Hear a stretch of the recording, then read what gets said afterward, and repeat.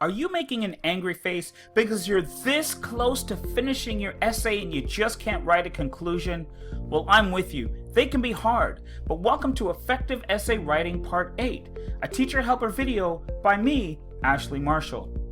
In this video, we're going to look at what a clincher is, how to make a clincher, and what to include in a conclusion and how to write one. Now, this video makes an assumption that you know how to write a hook. If you don't, you need to go back to part 7 and then come back here to part 8. Now, if you want to write a great job conclusion, you're going to need something called a clincher. Well, what's that? Well, it's something interesting that's loosely related to your essay. It's a way for you to end with a bang and leave your audience or reader with something to think about. Now, if that sounds a whole lot like a hook, you're right, because a clincher mirrors the hook, except that it's at the end of your essay and not at the beginning. So let's write a clincher for a pretend essay about Romeo and Juliet. Now, if you used a hook that was based on a statistic like 95% of the world knows who Romeo and Juliet are, you might want to use a statistic clincher like, it's no wonder that so many people know who Romeo and Juliet are. If you used an imagined scenario hook like, if you had to get someone to play you in the story of your life, who would it be?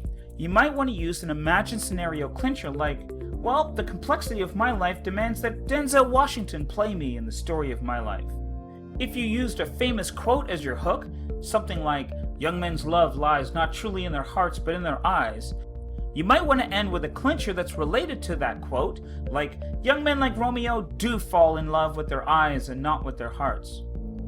If you used a bold statement hook like, there are always characters who are just like you might want to end with a statement clincher like, one can easily find themselves in characters in all kinds of stories and plays.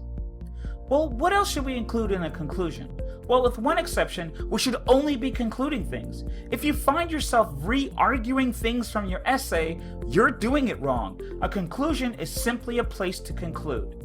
Specifically, our conclusion requires a topic sentence. We spoke in detail about those in part 5.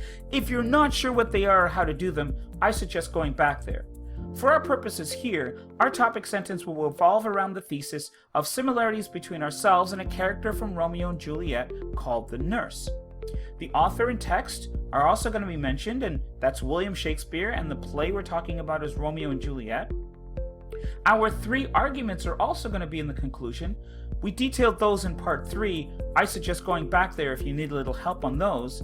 But the 3 arguments we're talking about now are that the nurse is chatty, caring, and loyal, just like we are, our clincher that we just spoke about, and perhaps even a 4th argument. Stay tuned.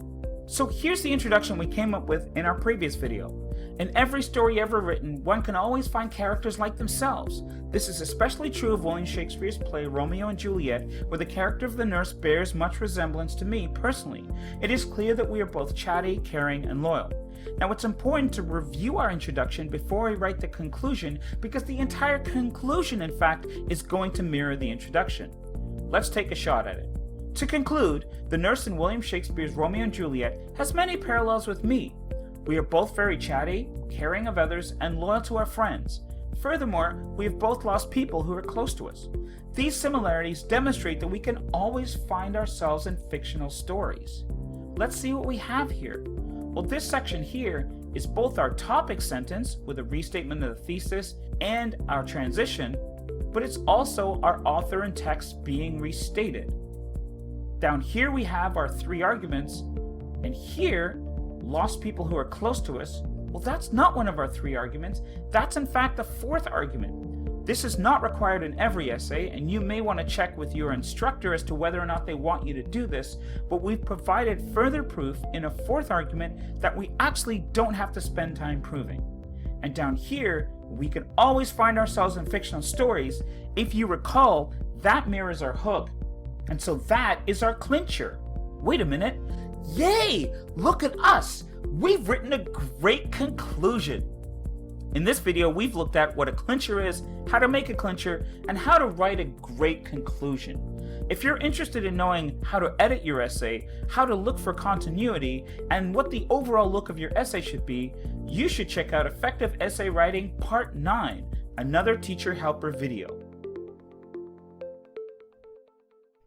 Ooh, a subscribe button, a Facebook button. Ooh, go on, click. You know you want to. They're right there. You can do it. I believe in you. Click.